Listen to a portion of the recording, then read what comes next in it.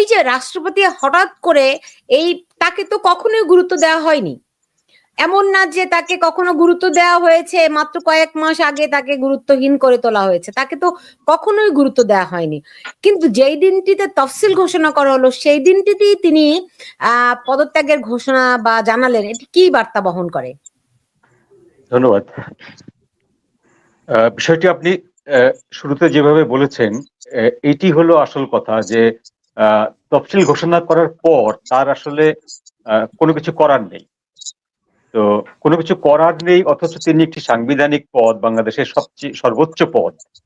তো সেইখানে থেকে তাকে কিছু না কিছু একটা বলতে হয়, সেই জন্য তিনি বলেছেন, ইচ্ছা প্রকাশ করেছেন। তিনি যে কারণ দেখিয়ে ইচ্ছা প্রকাশ করেছেন, এই কারণ কিন্তু 2024 সালের অগস্ট মাসের 8 তারিখ থেকেই কিন্তু ঘটছে। তাকে দিয়ে যখন শপথ বাক্যটা পাঠ করানো হলো সংবিধান মতে, এরপর থেকেই কিন্তু তিনি ক্রমাগতভাবে অপমানিত হয়ে আসছেন। সবচেয়ে বড় অপমানিত হয়েছে যখন তাকে ছাত্র নেতারা পদত্যাগ করার কথা বলেছে, তাকে ঘেরাও করতে চেয়েছে, তাকে ঘাট ধরে বের করতে চেয়েছে বঙ্গভবন থেকে। আর্মির প্রোটেকশনে তিনি সেবার রক্ষা পেয়েছেন।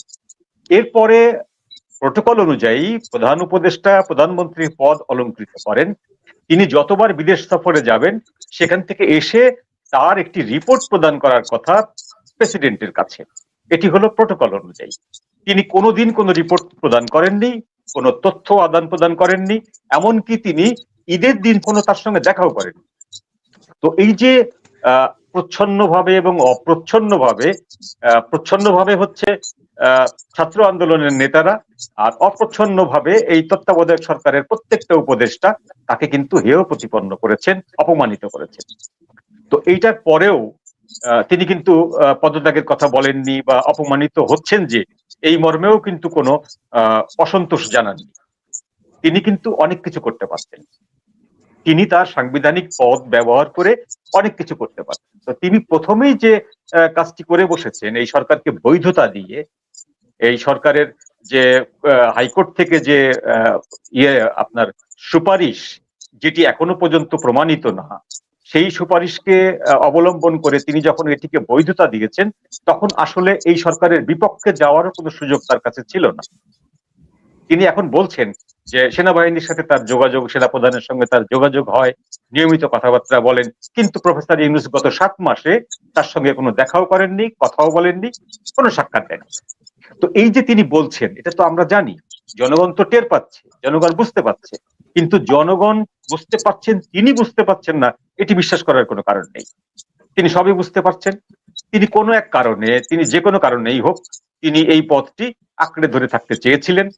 তিনি মনে করেছিলেন যে দাবির মুখে বা এই তাদের প্রতিবাদের মুখে যদি আমি পদত্যাগ করি তাহলে আমি পরাজিত হব, বাংলাদেশের রাষ্ট্রটা পরাজিত হবে। আসলে বাংলাদেশের রাষ্ট্র 2024 সালের 8 তারিখে পরাজিত হয়ে বসে আছে, স্পষ্টভাবে পরাজিত হয়েছে। এবং তিনি সংবিধান অনুযায়ী তাদেরকে শপথ বাক্য পাঠ করিয়ে সেই পরাজয়ের কফিনে শেষ পেরেকটি ঠুকেছেন। এখন তিনি থাকলেও কিছু যায় আসে না রাষ্ট্রে, তিনি চলে গেলেও কিছু যায় আসে না রাষ্ট্রে। তাকে চলে যেতে হবে, সেটা নির্বাচন শেষ হলে নতুন সরকার গঠিত হবে, তাকে চলে যেতে হবে। তা উনি যে এই যে এখন যে পদত্যাগটা করলেন, যে অজুহাত দেখিয়ে পদত্যাগের কথা বলছেন, যে সমস্ত দূতাবাস থেকে তার ছবি নামিয়ে ফেলা হয়েছে, এটি তার কাছে অপমানজনক মনে হয়েছে। এর আগে কি মাহফুজ সাহেব যেদিন শপথ নেন এককভাবে, সেদিন বঙ্গবন্ধুর ছবি নামিয়ে ফেলা হয়েছে হলরুম থেকে, তার হলরুম থেকে। তিনি কি তখন অপমানিত হননি? নাকি মনে করেননি যে আমি অপমানিত হচ্ছি, বঙ্গবন্ধু হচ্ছে, আমি তো হচ্ছি? ব্যাপারটা এরকম কি?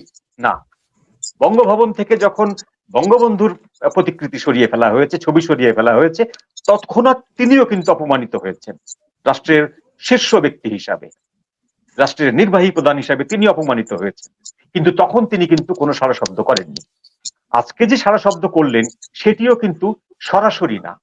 তিনি আজকেও বলতে পারছেন যে আমি এই মুহূর্তে পদত্যাগ করতে চাইছি বা পদত্যাগ করলাম, তা কিন্তু বলেননি। তিনি ইচ্ছা প্রকাশ করেছেন নির্বাচনের পদত্যাগ করবেন। কারণটা হলো কি, তিনি ভালো করে জানেন নির্বাচনের পরে তাকে বের করে দেওয়া হবে, তাকে ছুড়ে ফেলা হবে, যে অপমানিত করে বের করে দেওয়া হবে। সেই অপমানটুকুর হাত থেকে বাঁচার জন্য তিনি আগাম বলে রাখলেন যে আমি ভাই কিন্তু পদত্যাগ করব। যাতে করে ওইটুকু শেষ সম্মানটুকু অন্তত রক্ষা করা যায়। এর বাইরে আমার কাছে এই ব্যাপারটিকে তেমন কোনো গুরুত্বপূর্ণ কোনো কিছু মনে হয়নি। তিনি বিদেশি মিডিয়ার কাছে বলেছেন এইটুকু হচ্ছে গুরুত্বপূর্ণ যে ওয়ার্ল্ড ওয়াইড বিষয়টি প্রচার হবে, সারা বিশ্ব জানবে যে বাংলাদেশে রাষ্ট্র নিয়ে, সরকার নিয়ে এক ধরনের ভানুমতির খেল চলছে, এবং যে খেলার সাথে। জি জি, ধন্যবাদ। পুলক ঘটক, মানে বিষয়টা কি এতটাই সিম্পলিফাই করার সুযোগ আছে কিনা? ধরেন রাষ্ট্রপতি যখন বলছেন যে নিয়মতান্ত্রিক ভাবে ডক্টর ইউনূসের সরকারের যা যা করণীয় ছিল, যে প্রোটোকলগুলো রাষ্ট্রপতির সঙ্গে মেনটেন করা উচিত ছিল, তিনি সেগুলো করেননি, ফলে ডক্টর ইউনূস সরকারের বৈধতা একটা নতুন করে প্রশ্নের মুখে পড়লো কিনা?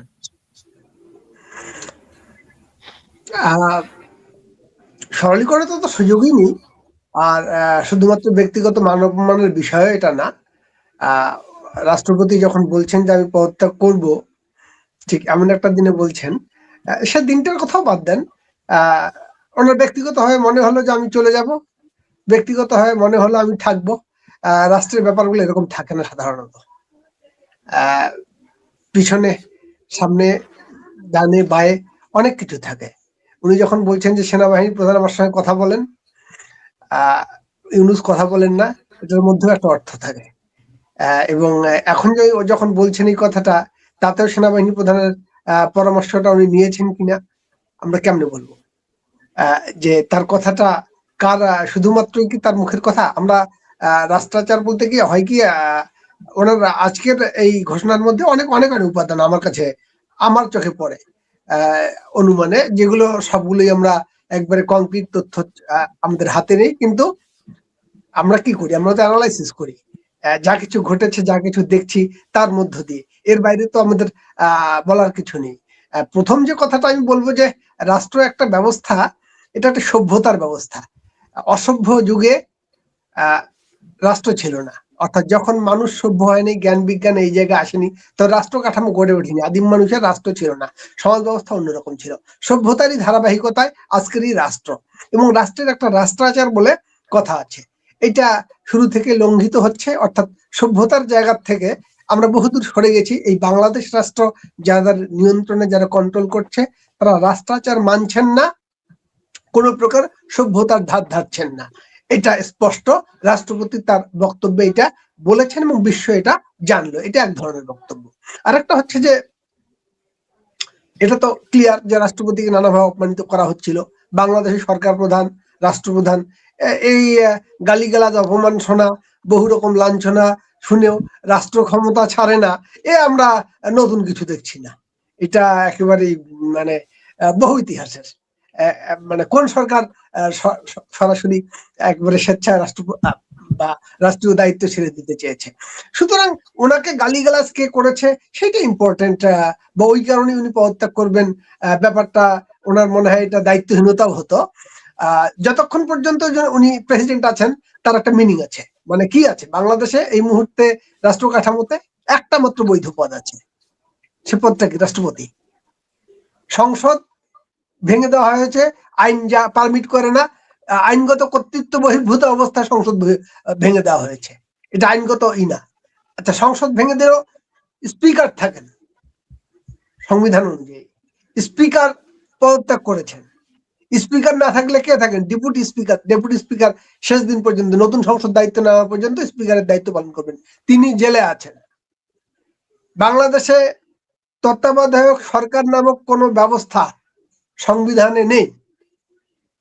তত্ত্বাবধায়ক সরকারের উপদেষ্টা নামক পদ সংবিধানে নেই, যে উপদেষ্টা পদ সংসদ মানে নতুন সংশোধিত সংবিধানে ছিল, এবং যেটা রাষ্ট্র পুনর্বহাল করলো নিজেদের স্বার্থে। যারা মামলা করেছে এই তত্ত্বাবধায়ক সরকার ব্যবস্থা পুনর্বহালের জন্য, তারাই আবার তাদের লয়ার দ্বারা, এই গণতন্ত্রের প্রবক্তারা অনুরোধ করেছে যে এই সরকার আমল থেকে যেন এটা বরদাস্ত না হয়, মানে এই বহাল না হয়। তার মানে ইউনূস সাহেব এই তত্ত্বাবধায়ক সরকারেরও কেউ নন, উনি একটা আজগবি সরকার।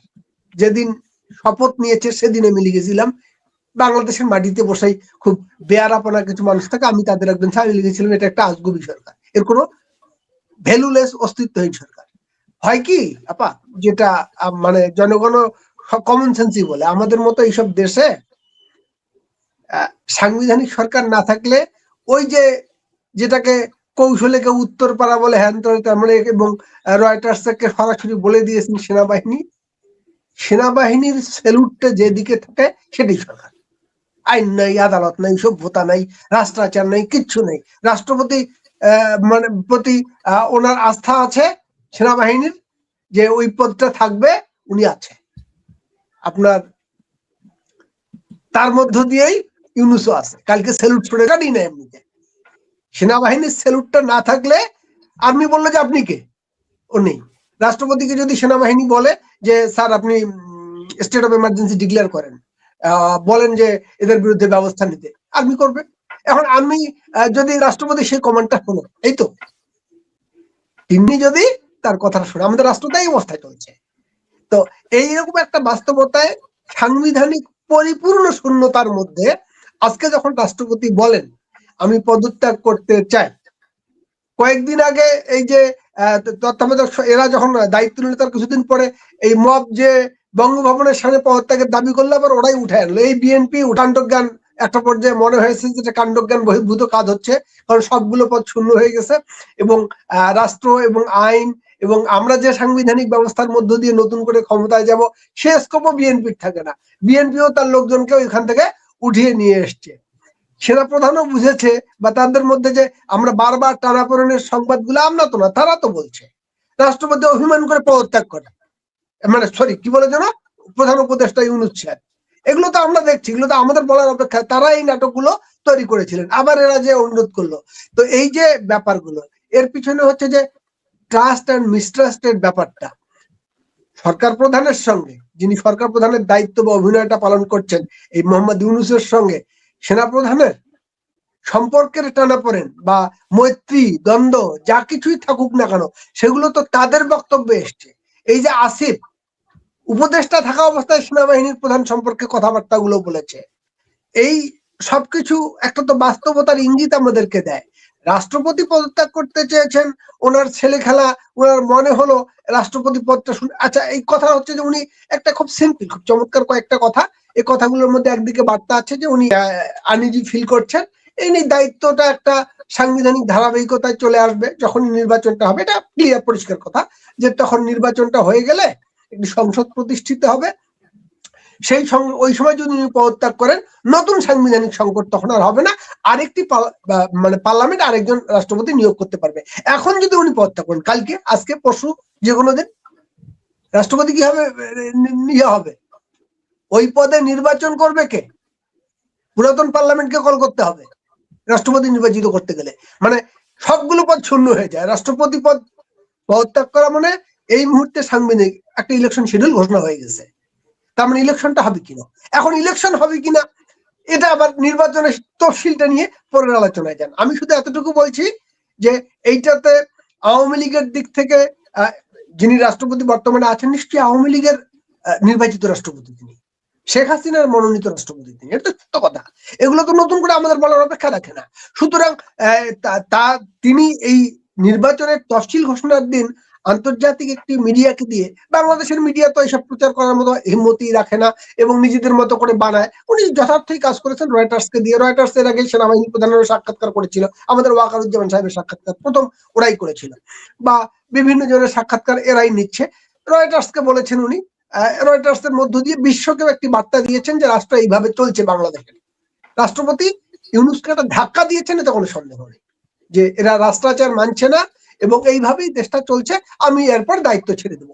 এই দায়িত্ব ছেড়ে দেওয়াটা যদি কালকে হয়, যদি পরশু হয়, নির্বাচনটা হবে, তখন তো নতুন করে রাষ্ট্র নতুন সংকটে পড়বে। এখন কি ওরা পদত্যাগের জন্য যে বঙ্গভবনের সামনে যে দাঁড়াবে যে ইউনূসের এই আমরা যে রাষ্ট্রাচার ভঙ্গ করে এইসব কাজ করতেছি, এই রাষ্ট্রপতি চুপ করে এত বড় সাহস কেমনে হয় এইসব বক্তব্য এখন দেবে পদত্যাগ করার জন্য? বিএনপি দেবে, জামাত দেবে, এই এনসিপি বা যারা আছে এরা দেবে যে রাষ্ট্রপতি আপনি এই মুহূর্তে পদত্যাগ করেন? কোন দলটা দেবে? মানে দেওয়া রাষ্ট্রপতি কালকে পদত্যাগ করা বলতে নতুন সাংবিধানিক সংকট কালকে তৈরি হওয়া।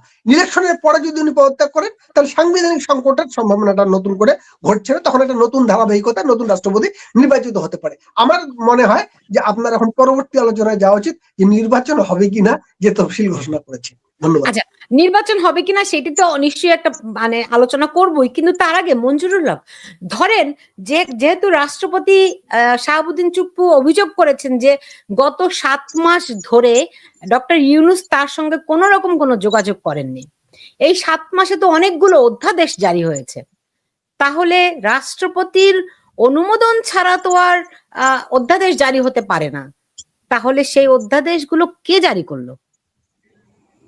এখানে একটি অসমর্থিত খবর আছে। জি, সেটি হলো যে আমাদের মিডিয়া তো এই জিনিসগুলো করে না, এটা পুলকদা বললেন। সেই সৎসাহসও নেই, সদিচ্ছাও নেই। তো আন্তর্জাতিক মিডিয়াতে এরকম একটি কানাঘুষো আছে যে রাষ্ট্রপতি সব এই যেগুলো আইন করেছে বা যেগুলো আপনি যেটা বললেন যে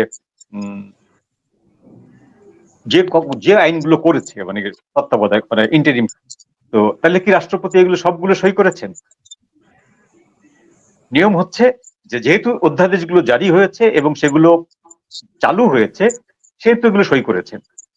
কিন্তু এখানে যে খবরটি ছড়িয়েছে বাইরের কিছু কিছু মিডিয়াতে যে রাষ্ট্রপতি সবগুলো অধ্যাদেশ সই করেন, তার মানে ওই যে 106 ধারার বিষয়টা নিয়ে যে ধূম্রজাল সৃষ্টি হয়েছিল যে বিচারপতি যখন ক্যান্টনমেন্টে অবস্থান করছেন সেই সময় তাহলে কে স্বস্বাক্ষর করলো? 106 ধারার বলে যে অধ্যাদেশটি জারি হলো তত্ত্বাবধায়ক ইন্টারিম গভর্নমেন্টকে দিয়ে লেজিটিমেসি দিয়ে, সেইটা কে স্বাক্ষর করলো? উনি তো ক্যান্টনমেন্টে। সেই রকম একটি ধূম্রজাল সৃষ্টি হয়েছে যে রাষ্ট্রপতি সবগুলো অধ্যাদেশ সই করেননি বা তিনি জানেনও না, তার কাছে সব অধ্যাদেশ পাঠানো হয়নি, অথচ সবগুলো কিন্তু স্বাক্ষরিত না হলে তো কিন্তু এগুলো আইন হিসেবে গণ্য হবে না। তো সেটি আমি আগেও বলেছি যে এটি অসমর্থিত, এটির কোনো প্রমাণ নেই, কিন্তু এরকম কানাঘুষো আছে। না, কিন্তু রাষ্ট্রপতি তিনি নিজে যখন দাবি করেন যে গত 7 মাস ধরে তার সঙ্গে ইউনূস সরকারের কোনো যোগাযোগই নাই, সেটা নাও থাকতে পারে। ইউনূস সরকার তো নিজে যাবেন না অধ্যাদেশ নিয়ে তার কাছে সই করাতে, তাকে পিএ মাধ্যমে পাঠানো হবে, তাকে বার্তা বাহক মাধ্যমে পাঠানো হবে, তিনি সই করবেন। আপনি এটা কি কথা বলেন? সরকার মানে ডক্টর ইউনূস তো নিজে যাবেন না, কিন্তু তার সঙ্গে যোগাযোগ নাই মানে তো এও না যে ভাই কেমন আছেন, ভালো আছেন কিনা, শরীর স্বাস্থ্য, নট লাইক দ্যাট। রাষ্ট্রীয় কার্যক্রমে কোনো যদি যোগাযোগ না থাকে উনি তো নিশ্চয়ই সেটাই মিন করবেন না। উনি রাষ্ট্রপতি কিন্তু মিন করেননি যে ইউনূস সরকারের সঙ্গে যোগাযোগ নেই মানে সরকারের কারোর সঙ্গে যোগাযোগ নেই, এটি কিন্তু মিন করেননি। ইউনূস সাহেবের সাথে ব্যক্তিগতভাবে তার দেখা হয়নি, ইউনূস সরকার যোগাযোগ করেন, কিন্তু ইউনূস সরকারের যে অন্যান্য উপদেষ্টা আছেন বা অন্যান্য বিভাগীয় লোকজন আছে, সেক্রেটারিয়েট থেকে যে লোকজন যাওয়া আসা করে, এটা তো সেক্রেটারিরা লেনদেন করে চিঠিপত্রগুলো, তাই না? তার পিএর কাছে দেয়, সেই পিএর থেকে এপিএস এর কাছে যায়, সেখান থেকে স্বাক্ষর হওয়ার পরে ফিরে আসে।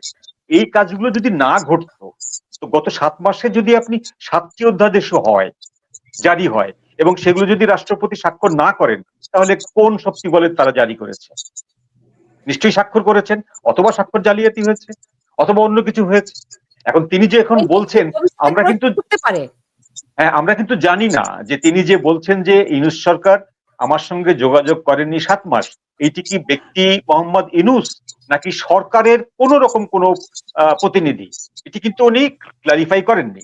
তো আমরা জানি সরকারের প্রতিনিধি একজন যোগাযোগ করলেই সরকার যোগাযোগ করা হয় বোঝায়, আর যে কাজটি ইউনূস সাহেব নিজে করেননি সেটি হলো প্রধান উপদেষ্টা বা প্রধানমন্ত্রী ব্যক্তিগতভাবে নিজে হাজির হয়ে রাষ্ট্রপতির সঙ্গে দেখা করে সফরের বিষয়ে তাকে ইতিবাচক নেতিবাচক যাই ঘটুক সেটি অবগত করান, এটি প্রোটোকল। সেই কাজটি ইউনূস সাহেব করেননি, এটি প্রমাণিত। কিন্তু ইউনূস সাহেবের কোনো বার্তাবাহক প্রেসিডেন্টের কাছে যাননি, এটি আমরা জানি না, বলতে পারছি না। কিন্তু এইটুকু তিনি যখন মুখ ফুটে বলছেন যে আমার কাছে সরকার যোগাযোগ করেনি আমার সাথে, ধরে নিতে হবে সরকারের কেউ যায়নি। তাহলে প্রশ্ন উঠবে অধ্যাদেশগুলো কে তাহলে অনুমোদন দিল? আরো প্রশ্ন উঠবে সেই অধ্যাদেশ প্রয়োগ করে যেসব ঘটনাগুলো ঘটানো হয়েছে সেগুলো সবই তাহলে অবৈধ, এই প্রশ্নগুলো উঠে যাবে। তো এগুলো আসলে খুব জটিল একটা ঘূর্ণাবর্তের ভিতরে আমরা পড়ে গেছি, এতে কোনো সন্দেহ নেই। এখন এই দুই পক্ষের ভিতরে কোন পক্ষ সত্য বলছেন কোন পক্ষ অসত্য বলছেন এটি আমাদের পক্ষে বিবেচনা করা সম্ভব না, আমরা যারা বাইরে আছি সাধারণ মানুষের পক্ষে। হয়তো বিবেচনা করা সম্ভব না, কিন্তু এইটুকু তো বিবেচনা করা সম্ভব যে ধরেন প্রধান বিচারপতি যখন ক্যান্টনমেন্টে, তখন তার সিগনেচার দিয়ে এই সরকারের বৈধতা নিয়ে আসা হলো, রাইট? তো এটা তো মানে বুঝতে খুব রকেট সায়েন্স লাগে না যে প্রধান বিচারপতি স্বাক্ষর করেন নাই, এটা এখন জালিয়াতি। দেখুন আমরা এমন একটি রেজিমে বসবাস করছি যেখানে প্রধান বিচারপতি, নিয়ম হচ্ছে প্রধান বিচারপতির সঙ্গে সবাই যেয়ে দেখা করে। প্রধান বিচারপতি তত্ত্বাবধায়ক সরকারের অধীনে সরকারের প্রধানের সাথে বা ইন্টারিম গভর্নমেন্ট তার বাড়িতে দেখা করেন, প্রধান বিচারপতি ক্যান্টনমেন্টে যেয়ে দেখা করেন, এরকম ঘটনা কিন্তু বাংলাদেশের ইতিহাসে এর আগে ছিল না, কিন্তু এখন আছে। আপনি এই প্রশ্ন করলে তাদের কিন্তু ব্যাখ্যাও আছে। যেমন আমাদের অ্যাটর্নি জেনারেল ব্যাখ্যা দিয়েছেন যে এই পদে থেকেও তিনি নির্বাচন করতে পারবেন। ডেফিনেটলি সংবিধানের কোথাও না কোথাও এর একটা ব্যাখ্যা আছে। হ্যাঁ, তো এখন ঘটনা হলো যে আপনি যে কাজটি করে বসবেন সেই কাজটিকে যদি আপনি নিজেদের মতো করে বানান তাহলে তো হ্যাঁ কিছু বানিয়ে নেন এবং সেটাকে আপনি লেজিটিমেসি দেন। যেমন ধরেন যে আমাদের এক বন্ধু আছে, বামপন্থী বিখ্যাত লেখক, প্রথম আলোতে লেখেন, তিনি কোনো কথা আওয়ামী লীগের রেফারেন্স ছাড়া বলতে পারেন না। যেমন ধরুন যে আজকে যে কয়েকজন প্রফেসরকে যে মব করা হলো ঢাকা ভার্সিটিতে, আমাদের পত্র পত্রিকাগুলো লিখছে যে এটা আওয়ামী পক্ষের প্রফেসর মানেটা কি? আপনি আপনার সমস্ত লোকদেরকে, আওয়ামী লীগের গন্ধওয়ালা লোকদেরকে আপনি বিতাড়ন করেছেন, তাহলে ঢাকা ইউনিভার্সিটিতে আওয়ামী পক্ষের প্রফেসর থাকে কি করে? ডেফিনেটলি যখন আপনি তাকে রক্ষা করেছেন, মানে রেখে দিয়েছেন, দ্যাট মিনস সে আওয়ামী লীগের নামগন্ধ উচ্চারণ করে না। এখন যদি সে মনে মনে জয় বাংলা বলে, আপনি তো টের পাবেন না। এখন তাকে মব করার পরে বলা হচ্ছে, ওই লোকটি যে কোনো সময় বলা হয় ছাত্রলীগের মতো এরাও দেখি শুরু করলো, শেখ হাসিনার মতো এরাও দেখি দুর্নীতি করা শুরু করলো, আওয়ামী লীগের মতো এরাও দেখি করা শুরু। অর্থাৎ আওয়ামী লীগ, শেখ হাসিনা, ছাত্রলীগ এই রেফারেন্স ছাড়া কথা বলতে পারেন না। ঠিক সেম ভাবে এই সরকারের যে কোনো লোক যে কোনো অন্যায় কাজ করুক, সঙ্গে সঙ্গে তার ব্যাখ্যা আছে। এর আগেও কিন্তু এরকম হয়েছিল, গত 16 বছরে একাধিকবার এই কাজ হয়েছিল। তা আপনি কোথায় যাবেন? তাই না? আজকে প্রধান বিচারপতিকে আপনি জিজ্ঞেস করবেন যে প্রধান বিচারপতি এই যে তিনি অর্ডিন্যান্সটিকে বৈধ বললেন, তিনি কি জানতেন? তিনি বলবেন যে হ্যাঁ, এটা আমার কাছে বৈধ হিসাবে এসছে। কে স্বাক্ষর নকল করেছে আমলে ঘটেছে নাকি, কিংবা স্বাক্ষর জাল করার ঘটনা কি আওয়ামী লীগের আমলে ঘটেছে নাকি, কিংবা চিফ প্রসিকিউটর দায়িত্বে থেকেও নির্বাচন করতে পারবেন এরকম কোন ঘটনা আওয়ামী লীগ আমলে ঘটেছে নাকি? না, ঘটেনি। কিন্তু ঘটেনি বলে এখন ঘটবে না এরকম কোনো কথা নেই, ঘটবে এবং তার ব্যাখ্যা তাদের কাছে আছে। আচ্ছা, মানে একটা ব্যাখ্যা তারা তৈরি করে রাখবে। বুঝতে পারছি, গরুর রচনা পড়ে এসেছে, রচনায় যাই আসুক না কেন ওই ঘুরে ফিরে আওয়ামী লীগের কাঁধে নিয়ে যেতে হবে। এখন ধরুন একজন কৃষকের কাছে যদি বলা হয় যে চাঁদ কেন বেঁকা, কৃষকের সামনে কোনো এক্সাম্পল নেই। কৃষক তখন দেখবে তার জমিতে একটা বেগুন গাছে বেগুন ফলে আছে, বেগুনটা বেঁকা, তখন সে বলতেই পারে যেহেতু বেগুন নং বেঁকা নং সেহেতু চাঁদের নং বেঁকা নং, তাই না? তো এদের ব্যাপারটা হয়ে গেছে, ব্যাপারটা এরকম যে যা কিছু করছে তার একটা লেজিটিমেসি দেওয়ার জন্য একটা জোড়াতালি দিয়ে একটা যুক্তি হাজির করে দিচ্ছে। আপনি মানেন কি না মানেন সেটা কিছু যায় আসে না, কে কার ঘাড়ে কয়টা মাথা আছে যে মানবে না। পুলক ঘটক আজকে রাষ্ট্রপতির সাক্ষাৎকারে তিনি খুব স্পষ্ট করে বলেছেন, আপনারাও বলেছেন যে সেনাপ্রধানের সঙ্গে তার যোগাযোগ আছে, শেখ হাসিনার সঙ্গে তার যোগাযোগ আছে কিনা এটি কিন্তু তিনি তেমন ভাবে খোলাসা করেননি, তেমন পরিষ্কার করে উত্তর দেননি। এই বিষয়টিকে কিভাবে দেখছেন? আমার তো সন্দেহ হয় যে কোনো না কোনো ফর্মে হয়তো বা একবারে সম্পূর্ণ যোগাযোগ বিচ্ছিন্ন হয়ে গেছে কিনা তাও জানি না, সরাসরি হয়তো কথা বলার ওনারা পান কিনা। তো এটা তো আমি বিশ্বাস করব না যে শাহাবুদ্দিন সাহেব প্রেসিডেন্ট হওয়ার পরে তার উপর ইউনূস সাহেবদের আস্থাটা বেশি তৈরি হয়ে গেছে আর উনি শেখ হাসিনার প্রতি বিরাগ ভাজন হয়ে গেছেন বা এরা শাহাবুদ্দিন সাহেবকে বিশ্বাস করে, তা তো না। মানে তাকে আওয়ামী লীগেরই একজন মনোনীত এবং বঙ্গবন্ধুর অনুসারী একজন ব্যক্তিত্ব, সেই হিসেবে রাষ্ট্রপতি উনি, এবং এই জন্যই তার প্রতি যে অবহেলাটা সরকারিভাবে করা হচ্ছে রাষ্ট্রীয়ভাবে, সেটাও তো ক্লিয়ার। সুতরাং ওনার সঙ্গে যদি শেখ হাসিনার যোগাযোগ থেকে থাকে আমি তো অবাক হব না। আমি তো অনেক সময় এটা সন্দেহ করি হয়তো বা আছে।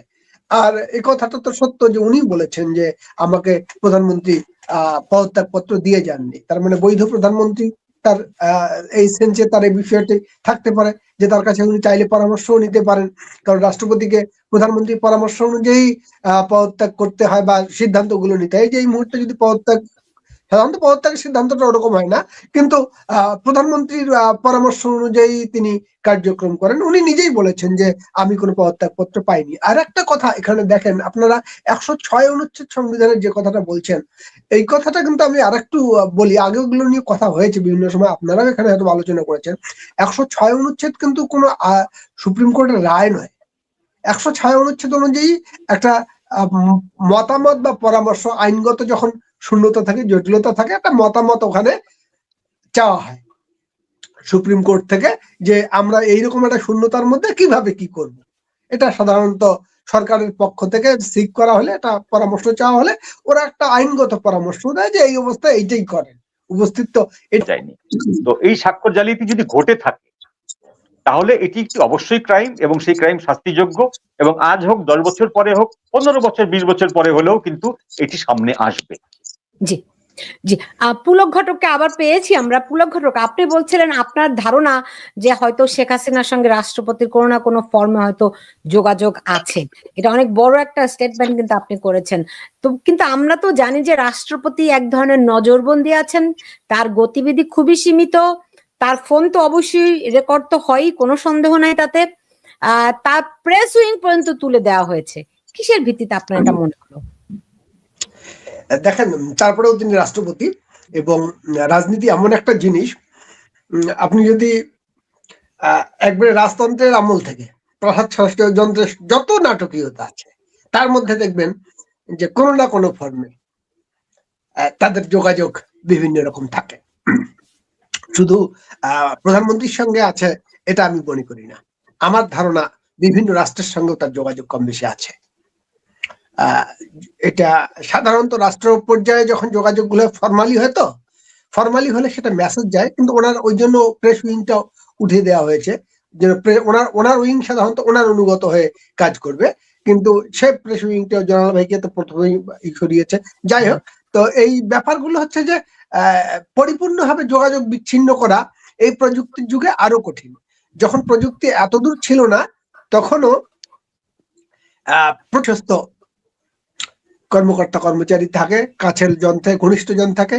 ইউনূসের ডান দিকের বায়ের লোক একজনও শাহাবুদ্দিন সাহেবের সঙ্গে যোগাযোগ করেন না বা করছেন না, এটা মানে চোখ বন্ধ করে বিশ্বাস করার কোনো কারণ আমি দেখি না। রাজনীতি এত গূঢ় এবং গভীর, রাষ্ট্র নিয়ে খেলা, তো হাজার হাজার মানুষ, নানা রকম ব্যাপার। এটা কিন্তু একটা কথা সত্য যে যখন এই কথাটা অত্যন্ত অ্যালার্মিং কথা যে সরকার তার সঙ্গে যোগাযোগ করছে না, উনি কিন্তু বলেন যে ইউনূস আমার সঙ্গে দেখা করেনি। তার মানে যা কিছু করছে অবৈধভাবেই করছে। আমার কাছে বারবার আগে থেকেই মনে হয়েছে যে রাষ্ট্রপতির সঙ্গে নামে যে অধ্যাদেশ দেওয়া হচ্ছে, রাষ্ট্রপতির নামে বক্তব্য দেওয়া হচ্ছে, রাষ্ট্রপতি অমুক করেছেন, অমুকের শোক প্রকাশ করেছেন, অথচ তার মিডিয়া ইন্টারনেট এরা নিজেরা বানাচ্ছে এই গল্পগুলো। রাষ্ট্রপতি তো সাধারণত কি তার কখনো কখনো বিবৃতিটি হলে ওনার যে প্রেস সেক্রেটারি বা অথবা সামরিক সেক্রেটারি অথবা একান্ত সচিব, রাষ্ট্রপতির সচিব তিনি সাধারণত কথা বলতেন। রাষ্ট্রপতি তো মিডিয়ার সঙ্গে কম আসেন, ফরমাল কোনো ফাংশনে এসে উনি সাধারণত কথা বলেন, তার ভাষাটা ওই জায়গা থেকে আসে। তার এই উইং গুলো তার থেকে বিচ্ছিন্ন করা হয়েছে। এই করার মধ্য দিয়ে উনি যখন বলছে যে আমি সচিবকে জিজ্ঞেস করলাম যে প্রধানমন্ত্রীর পদত্যাগপত্র কই, সেটা উনি পাননি। রাষ্ট্রপতি বলেছেন এই কথা যে সচিবের প্রধানমন্ত্রীর পদত্যাগপত্র সেটাও আমি পাইনি। তার মানে সরকারের সঙ্গে তার কোনো যোগাযোগ বা এরা ফর্মালি রাষ্ট্র পরিচালনায় যেটা হওয়ার কথা, একটা রাষ্ট্রীয় সভ্যতা যাকে বলে, এই সভ্যতার কালচারটা মেনটেন করা হচ্ছে কিনা এটা তো ক্লিয়ার যে হচ্ছে না এটা। হ্যাঁ, তো সুতরাং এই জায়গাটা পুরোটাই গোলমেলে। কিন্তু রাজনীতি থেকে থাকে, একটা রাষ্ট্র চলছে। এখনো আমি বলছি যে বাস্তবিক রাস্তায় একটা শূন্যতা চলছে। এখানে একটাই বৈধ পদ, একটা বৈধ প্রতিষ্ঠান আছে, সেইটা রাষ্ট্রপতি। এরা বাকি সবগুলো অবৈধ। সব প্রতিষ্ঠান অলরেডি নানাভাবে মানে উপদেষ্টা তো কোনো পদই নেই, এটা একটা বায়বীয় পদ হয়ে আছে। আপনার বললাম যে স্পিকার সহ সংসদ ওই অবস্থায়। আপনার বিচার বিভাগ কিভাবে হয়েছে, একেবারে তো অদ্ভুত ঘটনা যে দলবল করে হামলা করে বিচার বিভাগে নতুন বিচারক যে বসা দিয়ে এসছে। এইরকম একটা বাস্তবতা রাষ্ট্র চলতেছে। শুধুমাত্র একটা নির্বাচিত প্রতিষ্ঠান, বৈধ প্রতিষ্ঠান আছে যার নামে রাষ্ট্রটা চলছে। সুতরাং ওই জন্যই আমি বলি যে শুধু আবেগতাড়িত হয়ে চুপ্পু ভালো না, অমুক ভালো না, এটা পছন্দ হয়, এইটা ব্যাপারটা ওইরকম না। আসলে একটা রাষ্ট্র চলতে হয়, তো রাষ্ট্রের প্রধান হিসেবে একজন ব্যক্তি আছেন এবং তিনি বৈধ। কে হলে ভালো হতো জানি না। আমি যদি শেখ হাসিনা ওই সময়ে, আমি বেশি খুশি হতাম শাহাবুদ্দিনের চেয়ে। বাংলাদেশের ইতিহাসে এখনো হয়নি একজন কৃষককে যদি রাষ্ট্রপতি করতো। কেন নয়? বাংলাদেশের কোন একজন রাষ্ট্রপতি, কোন একজন কৃষক রাষ্ট্রপতি হবেন না? এনাকেও বিচার বিভাগ থেকে নিয়ে এসছে, মানে জেলা জজ লেভেলের কর্মকর্তা ছিলেন একসময় সম্ভবত, পরে তো দুদকে ছিলেন। কিন্তু প্রশ্নটা হচ্ছে যে শুধুমাত্র হাইকোর্টের বিচারপতি অথবা রাজনীতিবিদরা হয়েছেন, বাংলাদেশের অন্যান্য প্রফেশনের মানুষকে এখন এই পদগুলোতে নেওয়া হয়নি। তার মানে নেয়ার যথেষ্ট যৌক্তিক কারণ আছে, এবং কে বেশি লয়াল হবেন, কে কম লয়াল হবেন, এই বিবেচনায় আসলে এই পদগুলো এইভাবে দেখা উচিত না। বরং আমরা দেখছি যে ওইটাই বেশি ঘটে থাকে। তবুও তো এটা সত্য যে রাষ্ট্র তো চলতে হবে, এবং আমি চাইবো আমি যদি সরকার পরিচালনা করি, একজন মানুষ যে আমাকে ডিস্টার্ব করবে না, তিনি রাষ্ট্রপতি হবে। সেটা তো শেখ হাসিনা চেয়েছেন, অতীত সরকারগুলো চেয়েছে। বরং শেখ হাসিনা ব্যত্যয় ঘটিয়ে শাহাবুদ্দিনকে রাষ্ট্রপতি করেছিলেন, একজন নিরপেক্ষ মানুষকে। এগুলো ঘটেছে। তো সাধারণত সরকার নিজেদের লোককেই ওইরকম একটা গুরুত্বপূর্ণ জায়গায় রাখে, এটা হয়েছে। আমি মনে করি না যে শাহাবুদ্দিন সাহেব রাষ্ট্রপতি থাকা অবস্থায় নিজের কোনো রং করেছে। ইউনূসকে রাষ্ট্রপতি করা হতে পারে, ডক্টর ইউনূস নিজেই রাষ্ট্রপতি হয়ে যেতে পারেন। এখানে দুই একজন দর্শক মন্তব্যও করেছেন এরকম। না, ওইটা বললাম তো যে ওই ব্যাপারটা নির্ভর করে স্যালুটের উপর।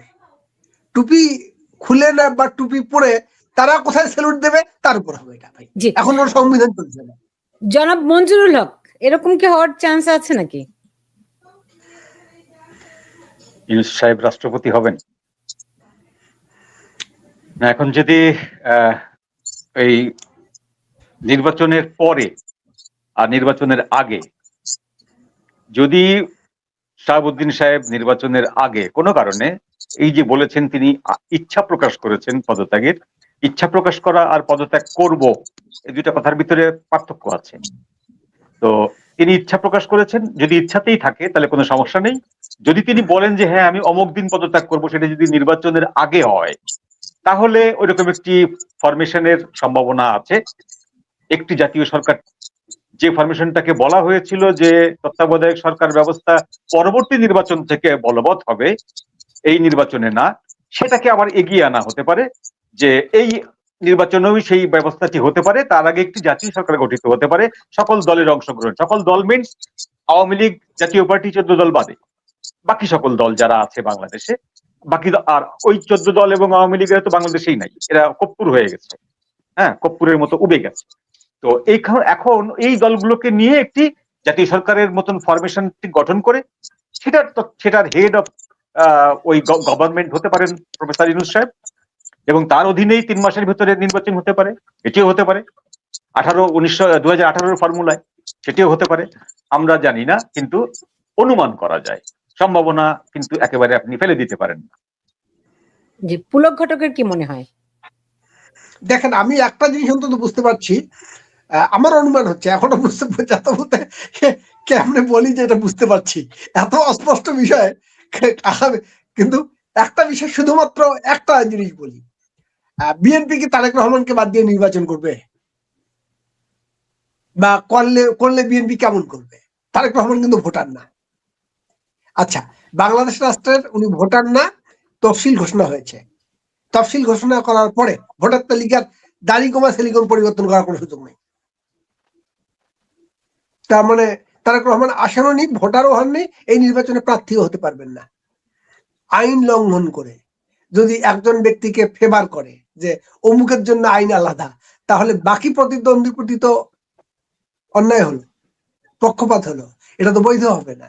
একবারে নির্বাচনী আইনে স্পষ্ট আছে এটা, যে নির্বাচনের তফসিল ঘোষণার পরে ভোটার তালিকার পরিবর্তন করার কোনো সুযোগ নাই। ওই ভোটার তালিকার ভোটারই প্রার্থী হবেন। এখন ব্যাপারটা এই জন্য উল্লেখ করলাম যে নির্বাচন উনি করবেন, বা এই যে আজকের দিনে বলাটা, আমি বলতেছি যে সেনাবাহিনী প্রধানের সঙ্গে ওনার কথাবার্তা হয়, ওনার পরামর্শেই উনি আজকে এই কথাটা রয়টার্সকে বলেছেন, নাকি ইউনূস সাহেবের ডিজায়ার অন্য কাউকে দিয়ে ফুলফিল করানোর জন্য ওনাকে এইটা বলানো হয়েছে, নাকি ওই যে বললাম যে প্রধানমন্ত্রী শেখ হাসিনা প্রবাসী এখন, তার নির্দেশে উনি শুনছেন বা অন্য কোনো তার পারিষদ বা তার নিজ স্বীয় বুদ্ধিতে উনি এটা করছেন, আমরা কিন্তু এগুলো জানি না। আমরা শুধু বুঝতেছি যে একটি গোলমেলে পরিবেশ, এখানে আইনগতভাবে কিছু হচ্ছে না এবং অনেক কিছু ঘটার সম্ভব। নির্বাচনটা কেমনে ঘটবে এর কোনো বাস্তব পরিস্থিতি আমি দেখতেছি না। অন্তত বিএনপি কি নির্বাচনটা চায় তারেক রহমানকে বাদ দিয়ে? এর ধরুন এই মুহূর্তে ইলেকশনের টোটাল আইন ভঙ্গ করে তারেক রহমানকে ক্যান্ডিডেট করলো, জামাত যদি তাদেরকে প্রতিদ্বন্দ্বী বিএনপি মনে করে, জামাত আপত্তি করবে না? করার তো কথা। বা যে আসনে তারেক রহমান প্রতিদ্বন্দ্বী প্রার্থী হবেন, ওইখানকার যে যদি কলাগাছও একজন প্রার্থী হয়, সে তো বলবে যে অবৈধভাবে আমার প্রতিদ্বন্দ্বী দাঁড় করানো হয়েছে, কারণ ভোটার তালিকা অনুযায়ী তো সে আর ভোটার হওয়ার সুযোগ না, তিনি তো প্রবাসী। আজকে প্রধান উপদেষ্টা বললেন কত 25শে ডিসেম্বর পর্যন্ত মনে হয় প্রবাস থেকে ভোটার হওয়া যাবে, এরকমই তো আমি শুনছিলাম মনে হয়। তফসিল ঘোষণার পর কোনো সুযোগ নেই আর। তফসিল ঘোষণা হয়েছে মানে ভোটার তালিকা প্রধান নির্বাচন কমিশনার এরকমই তো তার তফসিলে বলছিলেন। কি বলেছিলেন? তফসিলে কেমনে বলবে? তফসিল তো একটা আইন, আইনি দলিল একটা, শুধুমাত্র তার মুখের কথা না। তফসিল স্থগিত করে বা বাতিল করে নতুন করে ভোটার তালিকা করতে হবে। তাহলে যে তফসিলটা ঘোষণা হয়েছে, বিদ্যমান ভোটার তালিকা কমপ্লিট হয়ে গেছে। আগামীকালকে যখন নমিনেশন সাবমিট হবে, ওই ভোটার তালিকার যার নামের আমার নাম বাবার নাম পুলক, পরে রসুগারটা পরে নাই, আমার প ল ক দিয়ে পলক দিয়েই আমাকে নমিনেশন সাবমিট করতে হবে। ওই যার পরিবর্তন করার সুযোগ নেই। এনিম্যাল ফার্ম মুভিটা আছে না, অল আর ইকুয়াল, সাম আর মোর ইকুয়াল, এরকম হতে পারে কিনা? সাম আর মোর ইকুয়াল যেহেতু আমি জর্জ অরওয়েলকে একদম বিশ্বাস করি না। আমার কাছে এনিম্যাল ফার্ম মুভিটাকে এটা গার্বেজ মনে হয়। যাই হোক, সেটা কথা না। কথা হলো যে আমরা যে দেশে বাস করছি এটা হলো সব সম্ভবের দেশ।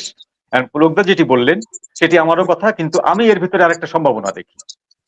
সেটি হলো তারেক জিয়া যখন 3টি আসনে মনোনয়ন নিয়েছেন এবং বলেছেন 3টি আসন থেকে তিনি প্রতিদ্বন্দ্বিতা করবেন, আমার ধারণা নির্বাচন কমিশনের সাথে তিনি বলে কয়ে সুযোগ মতো একটা দরখাস্তের একটা উপরের দিকে কোণা থাকে যেখানে তারিখ বসানো হয়, ওই জায়গাটা ব্ল্যাঙ্ক রেখে তিনি সবকিছু করেছেন, যে কোনো এক সময় ওখানে একটা তারিখ বসে যাবে। সম্ভব, এটা সব সম্ভবের দেশ। এখন সেই তারিখটি বসবে আপনার এই তফসিল ঘোষণার অনেক আগের একটা তারিখ, ধরেন আপনার নভেম্বর মাসের একটা তারিখ বসবে, যে নভেম্বর মাসে তিনি ইলেকশন কমিশনার বন্ধু ভাই আগে ইলেকশন কমিশনার বলছে যে উনি ভোটার হননি, জনগণ শুনেছে এটা। না দেখুন, আপনি যে আপনার আপনি টিউলিপের ঘটনাটি দেখুন। টিউলিপকে যখন বলা হলো যে টিউলিপ বাংলাদেশের অধিবাসী নন, তিনি ব্রিটিশ, তার বিরুদ্ধে এই জিনিসগুলো, এই আইনগুলো প্রযোজ্য হয় না, তখন প্রমাণ করে ছাড়লো যে টিউলিপ বাংলাদেশের পাসপোর্ট নিয়েছিলেন 12 বছর আগে, 15 বছর আগে। সেই পাসপোর্ট উনি বাতিল করেননি, সুতরাং ওই পাসপোর্ট এখনো বিদ্যমান। পাসপোর্টের আমরা নিয়ম জানি, পাসপোর্ট রিনিউয়াল না হলে ওইটি বাতিল বলে গণ্য হয়। বাতিল, রিনিউ হয়নি ওইটা। কিন্তু টিউলিপের পাসপোর্ট 12 বছর আগে উনি পাসপোর্ট নিয়েছিলেন, এ কথা কি টিউলিপ নিজে বলেছে? তার নামে এরা বানাইছে, তার নামে ওটা বানানো হোক বা এনআইডি বানানো হোক, তাকে প্রমাণ করে ছাড়া হচ্ছে যে সে বাংলাদেশের নাগরিক, প্রমাণ করে ছাড়া হচ্ছে। ঠিক সেই রকম তারেক জিয়াকেও প্রমাণ করে ছাড়বে তিনি নভেম্বরেই আপনার ভোটার হয়েছেন। আর যদি তারেক জিয়া ভোটার না হন, তাহলে আপনি যে সংখ্যাটি করছেন সেটি ঘটবে। বিএনপি উইদাউট তারেক জিয়া নির্বাচনে যাবে না, পরিষ্কার কথা, যেতে পারে না। আরেকটা কথা হচ্ছে যে ভোটার তালিকায় যখন একটা নাম ঢুকবে, সিরিয়াল নাম্বারটা বদলে যাবে না? সব ঠিক করা যাবে, রাতের বেলায় সব ঠিক করা যাবে, সকালবেলা দেখবেন সব ফাঁকা। মুশকিল ব্যাপার তো। এখন এই যে তফসিল ঘোষণা করলেন, মঞ্জুর ভাই সবসময় বলে আসছেন নির্বাচন হবে না। আমি এখনো বলছি, আজকেও বলছি যে নির্বাচন হবে না, নির্বাচন পিছাবে, জুনে চলে যাবে, জুলাইতে চলে যাবে। এই যে সম্ভাবনার কথাটা একটু আগে বলছিলাম যে 18-র মতো একটা সম্ভাবনা আছে, সেটি হলো যে এই যে একটা এমনও হতে পারে যে শাহাবুদ্দিন সাহেবের প্রেসিডেন্টের এই বক্তব্যের পেছনেও কোনো ম্যাটিকুলাসলি ডিজাইন করা আছে, তাকে দিয়ে বলানো হচ্ছে। তাই না? এই যে একটা ক্রাইসিস তৈরি হলো, উনি পদত্যাগ করবেন কি করবেন না, এখন করবেন না নির্বাচনের পরে করবেন, যদি নির্বাচনের আগে করে ফেলেন, এই যে একটা ক্রাইসিস, এই ক্রাইসিসটা তৈরি করার পরে উনি হুট করে আরেকটি বিষয়ে অপমানিত হয়ে আরেকটা আঘাতপ্রাপ্ত হয়ে উনি পড়ে বসলেন আগামী সপ্তাহে, তখন একটা একটা শূন্যতা তৈরি হবে। সেই শূন্যতার ভিতরে প্রফেসর ইউনূস ওই ফরম্যাটে যদি চলে আসেন, তাহলে তো সেই ফরম্যাটে আসলে 3 মাস আরো বেশি টাইম পাচ্ছেন আপনি। তত্ত্বাবধায়ক সরকার গঠন হবে, তত্ত্বাবধায়ক সরকারের মেম্বাররা আসবেন, তারা এসে আবার একটা ভেরি ফাইন মর্নিং এ তারা ডিক্লেয়ার দিবেন যে অমুক মাসের নির্বাচন। তো সেই মাসের নির্বাচন হওয়ার সময় তখন আবার নির্বাচন কমিশন থেকে বলা হবে যে এই কারণে ওই মাসের নির্বাচন করা সম্ভব না, এই কারণে নির্বাচনটা আরো 3 মাস পেছান। সেই জন্য আমি বলছি তফসিল ঘোষণা মানে এই নয় যে 12ই ফেব্রুয়ারি নির্বাচন হচ্ছেই, এখানে প্রত্যয় দেওয়ার কোনো সুযোগ আমি এখন পর্যন্ত দেখি না। পুলক ঘটক? আমারও তাই ধারণা, আমার বিশেষ করে তারেক রহমানের ঘটনাটা, যেদিন তারেক বলেছে যে আমি ভোটার হয়নি, আমার সেদিন সন্দেহটা খুব পাকাপোক্ত হয়েছে যে মারাত্মক গাফিলতি এটা, যে উনি এখনো বাংলাদেশ রাষ্ট্রের ভোটার না, উনি বাংলাদেশের প্রধানমন্ত্রী হতে চান। আরো একটা কথা, এটা সমালোচনার জায়গা থেকে আমি একজন নাগরিক হিসেবে করতেই পারি, বিএনপির ভাইয়েরা আমার অসন্তুষ্ট হতে পারেন বা যাই হতে পারেন, ভাই একটা সিম্পল প্রশ্ন, যে মানুষটি তার মায়ের মৃত্যু শয্যায় তার পাশে দাঁড়ানোর হিম্মত রাখে না, সাহস রাখে না, সে দেশের ক্রাইসিসে দেশ মারা যাইতে নিলে হিম্মত নিয়ে বুক পেতে দাঁড়াবে, আমি এটা কেন বিশ্বাস করবো ভাই? কি কোন অবস্ট্যাকল যে কথাগুলো বলা হচ্ছে যে উনি বিদেশের নাগরিক অলরেডি, সেখানকার নাগরিকত্ব নিয়ে উনি ওখানে নাকি প্রচুর বিনিয়োগ করেছেন, অনেকগুলো আমরা সামাজিক যোগাযোগ মাধ্যমে বাংলাদেশের মিডিয়া কি ইনভেস্টিগেটিভ রিপোর্ট করতে পারছে বা হিম্মত আছে, কারো সাহস আছে? একদিকে নেই সাহস, একদিকে নেই সদিচ্ছা। এই যে বাস্তবতা, যে মানুষটি রাষ্ট্রপতি হতে চায় বা বাংলাদেশের রাষ্ট্রপতি মানে প্রধানমন্ত্রী হতে চায়, সরকার প্রধান হতে চায়, বাংলাদেশ রাষ্ট্রের কর্ণধার হতে চায়, তার সম্পর্কে আমার মনে বা আমার এই জনগণের মনে বা নাগরিকদের মনে এই অস্বচ্ছ ধারণা, এটি একটি মারাত্মক বিষয় না?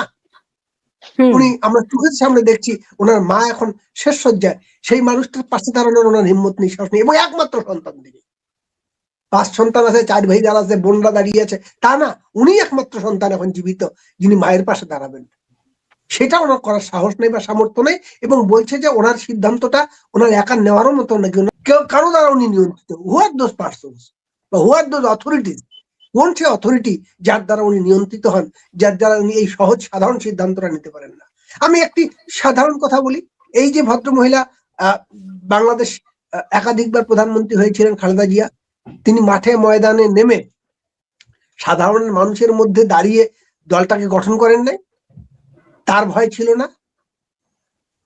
সন্ত্রাস মাস্তান সবই বাংলাদেশে ছিল, উনি এই একটা দল করেছেন, তার নিরাপত্তার ঘাটতি হয়নি, তিনি পারলেন, আর ওনার ছেলের নিরাপত্তার ঘাটতি শেখ হাসিনা করেনি। বাংলাদেশে যারা রাজনীতি করছে সবাই তো নানা রকম ঝুঁকির মধ্য দিয়ে এই বাংলাদেশে মানুষকে নিয়ে, সাধারণ মানুষকে নিয়ে রাজনীতি করছেন, কিন্তু উনি কেন করছেন না? উনি কেন ওই ভার্চুয়াল টক শো করেন এবং বাংলাদেশের একমাত্র নেতা যিনি ভার্চুয়ালি চালাচ্ছেন, দল চালা, এটা অদ্ভুত ব্যাপার না? এবং তারপরেও আমাদের একটা আজব দেশ, যে মানুষ কিন্তু একদিকে মিডিয়াও প্রশ্ন করছে না এবং মানুষ তারপরেও দেখে যে এইভাবেই চলে, এইভাবেই চলছে। মঞ্জুরুল হক, খালেদা জিয়ার স্বাস্থ্যের কি অবস্থা, সবশেষ অবস্থা আপনি কি জানেন? আজকে আরো খারাপ হয়েছে, আজকে খারাপ হয়েছে যেটা, সেটা হচ্ছে মানে ভালো হয়েছিল এরকম কোনো তথ্য আমাদের কাছে নেই। আমরা তাকে ভর্তি করার পর থেকে যে অবস্থায় ছিল সেই অবস্থাটা এতদিন ধরে থাকলে এটা খুব স্বাভাবিক। মেডিকেল সায়েন্সে বলে একটা পেশেন্টকে 8 দিনের বেশি 7 দিনের বেশি যখনই আপনি আইসিইউতে রাখবেন, সে কিন্তু আর লাইফ বডি থাকবে না, ওটা ডেড বডি। আপনি তাকে লাইফ সাপোর্টে রাখবেন। লাইফ সাপোর্ট জিনিসটা হচ্ছে ডিপেন্ড আপন ইউ। আপনি যখনই বলবেন যে লাইফ সাপোর্টটা খুলে নিন, লাইফ সাপোর্টটা খুলে দিলে তিনি মারা যাবেন। লাইফ সাপোর্টটা যতক্ষণ থাকবে ততক্ষণ তিনি অ্যালাইভ। লাইফ সাপোর্ট থেকে মানুষ অনেক সময় ব্যাক করেও, মঞ্জু ভাই। সেটা খুব রেয়ার কেস। সেটা হচ্ছে যে চেনা জানা অনেক কম বয়সী মানুষ লাইফ সাপোর্ট থেকে তারা ব্যাক করেছে।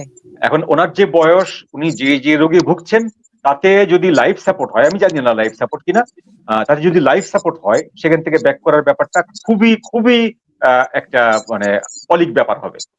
তো এখন ওনার খারাপ অবস্থা যেটা, সেটা হলো আমরা যেটুকু জানছি যে উনি ওনার পুত্রবধূর সাথে কথা বলতে পারেননি, ডাক্তারের সাথে কথা বলতে পারেননি, কারোর সাথেই কথা বলতে পারছেন না, অর্থাৎ তিনি অচেতন অবস্থায় পড়ে আছেন। তো এই জায়গায় খারাপ ভালোর কোনো কিছু নেই।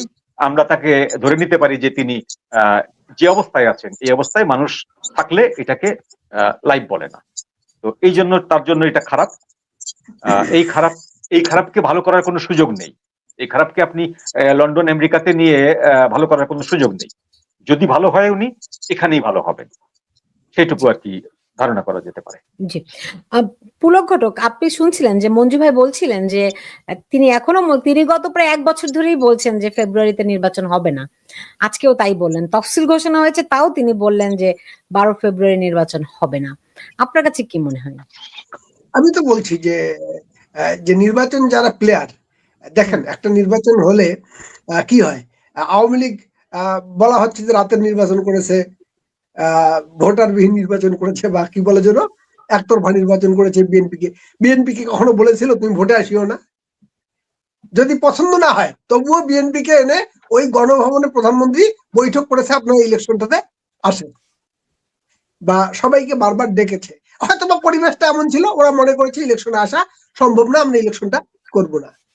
এইটা একটা সরকার যারা নিজেরা বলছে আমি অমুক ইলেকশন করতে দেব না, অমুক দলকে আমি ইলেকশন করতে দেব না, আওয়ামী লীগকে করতে তো দেব না, জাতীয় পার্টিকে করতে দেব না, 14 দল, এই যে ভাষাটা, এটি সরকারের ভাষা এবং সরকারের কর্তব্য।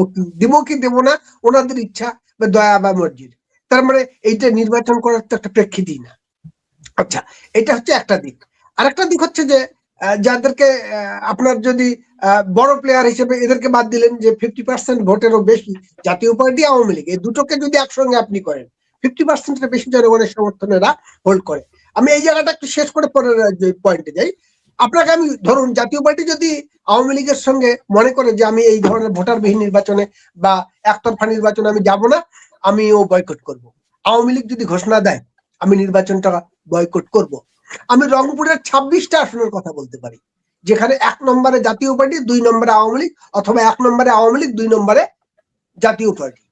এই দুটো দল যখন ঐক্যবদ্ধ হয়, 26টা আসন আছে অন্তত আমার ওই এলাকায় জানা, যেখানে ব্যালট পেপার নিয়ে যাওয়ার মতো বাস্তবতা থাকবে না যদি তারা ঘোষণা দেয় ঐক্যবদ্ধভাবে মাঠে নামতে দেব না। Yes, they can do it, তাদের এই এবিলিটিটা আছে। গোপালগঞ্জ, শরীয়তপুর, মাদারীপুর, খুলনা, মাগুরা, এমন যেখানে আওয়ামী লীগ একাই আনা যে ইলেকশনটাকে প্রতিহত করার তারা সামর্থ্য রাখে জনগণের শক্তি নিয়ে। গোপালগঞ্জে সেটা দেখেছেন। এখন এটিকে আর্মি দিয়ে গুলি করে মানুষকে মেরে এইভাবে করা সম্ভব যে বিপুল সংখ্যক জনগোষ্ঠীকে আপনি নির্বাচনের বাইরে রাখবেন? এটি নির্বাচন করার ইচ্ছা না। আওয়ামী লীগকে বাদ দিয়ে, জাতীয় পার্টিকে বাদ দিয়ে, 14 দলকে বাদ দিয়ে নির্বাচন হয় না। একটা হচ্ছে যে সরকারের কাছে প্রায়োরিটি ইউনূস সাহেবের, তার একটা নিজের দল আছে। এদের দুজনকে এই যে এখনো কোন দলে করবে এখন এই ছেলে দুটো জানে না, এটা ইউনূস সাহেব জানে। এই যে মাহফুজ আর আসিফ, উনি যাকে বলবে, বিএনপি কে যদি বলে যে আপনারা নমিনেশন দেন, ও দেবে, ওর না হলে কিন্তু আপনার ওই পদটা হারাবেন, এটা ইউনূস সাহেবের। আচ্ছা, তার হিসাবে ইউনূস সাহেবের বা এই যে ইন্টারিম অন্তর্বর্তীকালীন সরকার, তাদের কাছে 3টা দল, বিএনপি, জামায়াত ইসলামী আর তার দলের এই খুচরো দলটা এনসিপি। বাকি যে দল কয়েকটা, এই যে বলেন মান্না সাহেবের দল বলেন, আর গণফোরাম বলেন, আর কমিউনিস্ট পার্টি বলেন, যেটা ঐতিহ্যবাহী একটা, এগুলো সব হচ্ছে আশ্রিত, পালিত, অবহেলিত, কখনো এইরকম আর কি, থাকলে থাকো, না থাকলে নাই, ডেকোরেশন পিস। আশ্রিত দল হিসেবে এমন বেশ কিছু দল আমরা একসময় গৃহপালিত রাজনৈতিক দল দেখেছি, এখন এই আশ্রিত কিছু রাজনৈতিক দল, তারা আশায় আশায় এদিকে ওদিকে ঘোরাঘুরি করছে। মূলত তাদের কাছে 3টা হিসাবের দল, একটা হচ্ছে জামায়াত ইসলামী, একটা হচ্ছে বিএনপি, আর একটা হচ্ছে এই এনসিপি নামে ইউনূস সাহেবের যারা তাকে নিয়োগ দিয়েছিল বলে উনি কৃতজ্ঞ, তাদেরকে একটা উনি দল করে দিয়েছেন। এই তো। তারপর আপনি ভাবেন যে জামাত আর বিএনপি ছাড়া বাংলাদেশে আর কোন রাজনৈতিক শক্তি নেই? Do you believe it? How can they dare it? তারা এটি সাহস করে কল্পনা করে কিভাবে? করতেছে তো, পুরো রাজনৈতিক আওয়ামী লীগকে বাদ দিয়েই তো তারা পুরো রাজনৈতিক জনগোষ্ঠীকে করতে দেব না, অংশ নিতে দেব না বলে ঠেলে দিয়ে একটা নির্বাচন করবে। এটা আসলে নির্বাচন না। এনিহাও ওনারা একটা পর্যায়ে বুঝতেছে যে আমরা তো নির্বাচনবিহীন ভাবে খুব বেশি দিন হয়তো থাকতে পারবো না। এই ফেব্রুয়ারির কয় তারিখ, 12 তারিখ না কয়দিন ঘোষণা করেছে, এই পর্যন্ত নাটকীয়তা। কিন্তু এই নির্বাচন করার ইচ্ছা বলে মনে হচ্ছে না তো। তারপরে যেটা বড় প্লেয়ার তাদের 1 নম্বর বিএনপি যদি আমি ধরি, তার তারেক রহমানের অবস্থাটাই তো আমি বললাম যে এই অবস্থা। এবং এখনো পর্যন্ত মব চলতে দিচ্ছে। ঢাকা বিশ্ববিদ্যালয়ের আজকের দৃষ্টান্ত তো তাই। এটা নির্বাচন করার বাস্তবতাই নেই। সেনাবাহিনী কি সিগন্যাল দিচ্ছে?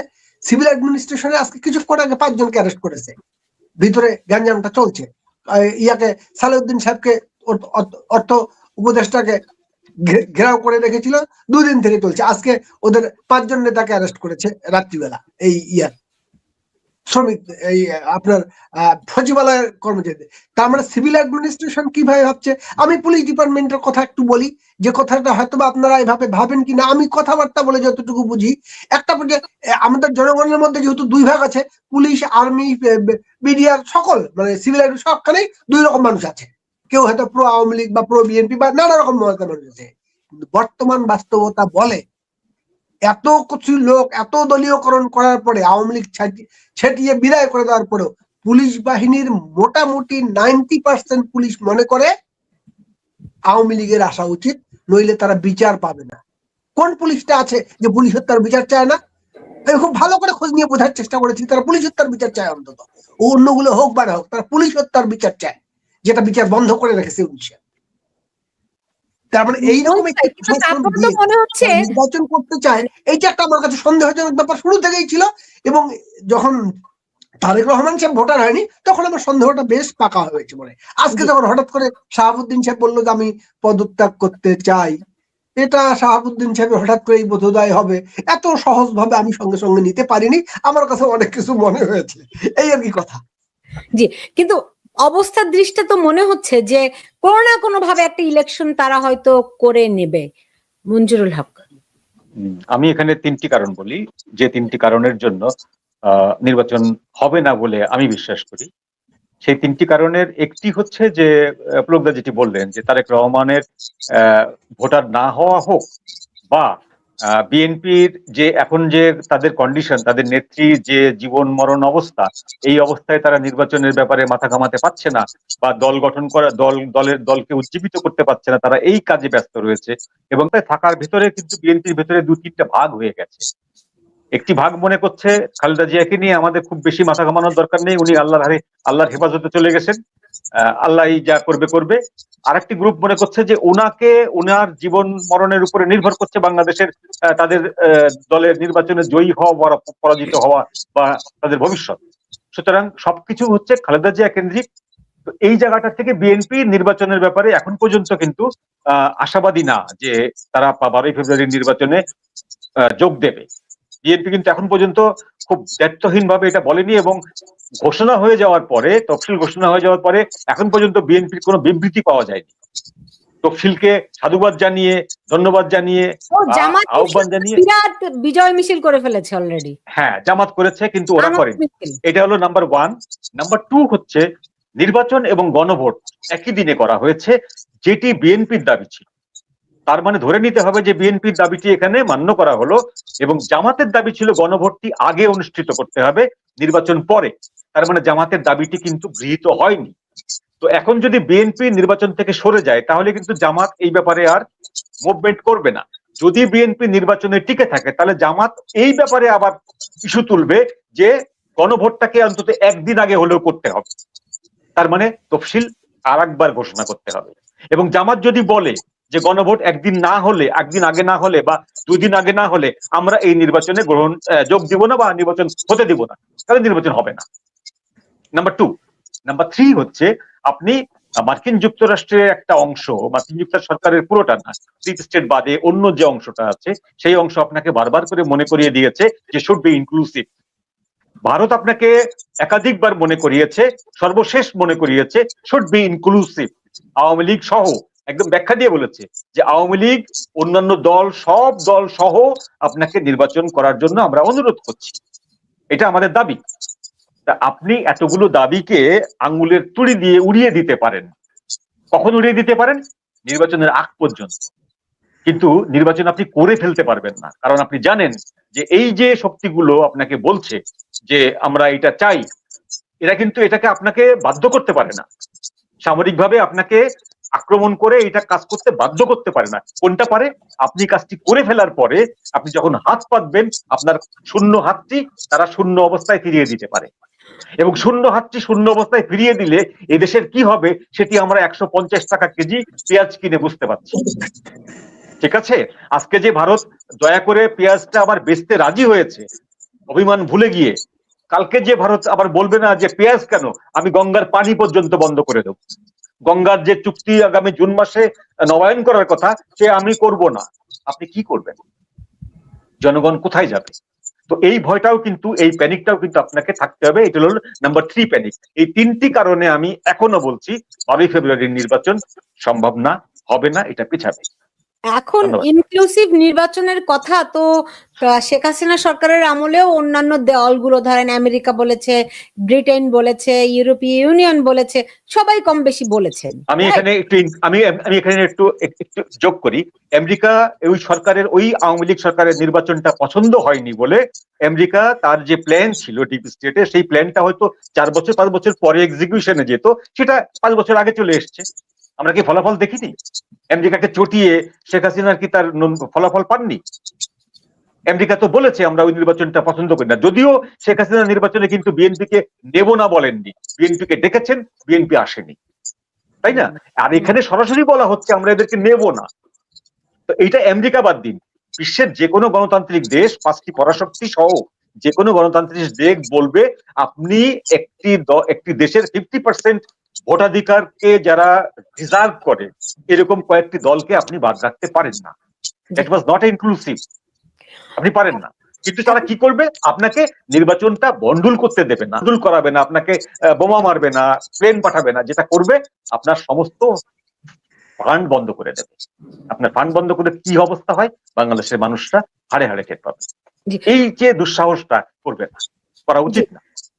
আমি শেষের দিকে চলে যাই যে 2 জন উপদেষ্টা যে পদত্যাগ করেছেন তারা কিন্তু এখন পদত্যাগ করতে চাননি, তাদেরকে এক প্রকার বাধ্য করা হয়েছে, এবং তাদের পদত্যাগের পরপরই সবাই কিন্তু এখন তাদেরকে নিয়ে বিরাট সরব হয়েছে, মানে তাদের বিরুদ্ধে তুমুল প্রতিবাদ, তাদের সম্পদের হিসাব চায়, তারা কে কি দায়িত্ব পালন করেছে সেগুলো জানতে চাইছে। সবগুলো দল থেকে এই দাবিগুলো উঠছে, পিছনের রহস্যটা কি? এখানে একজন দর্শকও মন্তব্য করেছেন, ঘটনা হচ্ছে যে এই যে তাদের নির্বাচনে অংশ নিতে হবে, আবার তত্ত্বাবধায়ক এই কি বলবো অন্তর্বর্তী সরকারেও থাকতে হবে। এই দুটো ইচ্ছা মিলেই হলো। এই দুটো ব্যক্তির মধ্যে মাহফুজ তো মাস্টার মাইন্ড ইউনূস সাহেবের বক্তব্য অনুযায়ী, যে এবং তার নিয়োগকর্তা, মেন নিয়োগকর্তা যে মেটিকুলাস ডিজাইন মাস্টার মাইন্ড হিসেবে উনি দেখিয়ে দিয়েছেন একটা নাম,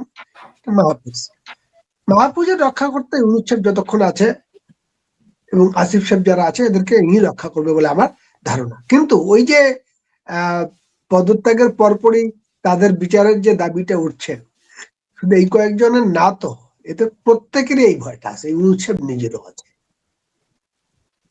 ইউনূস সাহেব নিজেরও আছে যে বাংলাদেশের মধ্যে উনি যা করেছেন, মানে সুস্পষ্ট উস্কানি মব, এই সবকিছু মিলে মানুষের মধ্যে তো বহুমাত্রিক ক্ষোভ আছে। একটা কোনো কথা নেই, বার্তা নেই দেশের। আপনি অন্তর্বর্তী সময় 2 বছরের জন্য সময় আসছেন, আপনি দেশের বন্দর আপনি বিদেশিদের হাতে দিয়ে দিচ্ছেন। কোন রাজনৈতিক দল যেখানে 10 বার তাদের অ্যাকাউন্টেবিলিটি তাদেরকে নিশ্চিত করতে হয়, তাদের জনগণের কাছে যেতে হয়, কথা বলতে হয়, জনপ্রিয়, সে কাজ জুড়ে দিয়ে দিচ্ছে। আচ্ছা, আরেকটা দিকে আন্তর্জাতিক অঙ্গনে আপনি দেখেন তো, পৃথিবীতে যুক্তরাষ্ট্র যদি 1 নম্বর পরাশক্তি হয়, সোভিয়েত ইউনিয়ন নেই এখন, রাশিয়া যদি দ্বিতীয় হয়, 3 নম্বর নামটা কে আসে? যুক্তরাজ্য। তার সিটিং মিনিস্টার, তাকে তারা পদত্যাগ করিয়েছে আপনার ইয়ার কারণে। তারা তদন্ত করে পেয়েছে টিউলিপ সম্পূর্ণরূপে নির্দোষ। তার পুরো দল তাকে ব্যাকিং দিচ্ছে, তার ক্ষমতাসীন রাজনৈতিক দল।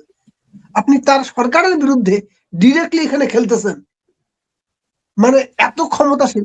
ওই ব্যাপারটা হয়েছে কি, দেশের প্রতি দেশাত্মবোধ, দেশের কি ক্ষতি হচ্ছে, কি ক্ষতি হবে, এই ভাবনার তো মাথায় নেই।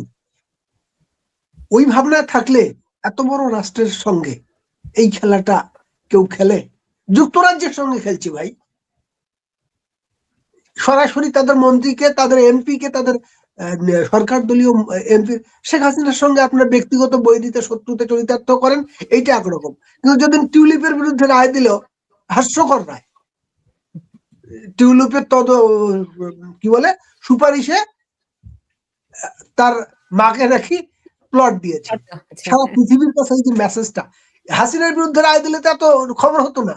যুক্তরাজ্যের একজন এমপির বিরুদ্ধে বাংলাদেশের কোর্ট রায় দিয়েছে, সে নাকি ওখান থেকে তদবির করে তার মাকে প্লট পাইয়ে দিয়েছে। সারা পৃথিবীর মিডিয়া, আমি মানে কোন মিডিয়া এই খবর প্রচার করেনি? এবং যুক্তরাজ্যের এই সিটিং গভর্নমেন্টের জন্য কতটা বিব্রতকর। এবং তারা বিব্রতকর শুধু তাই না, তারা ইউনানিমাস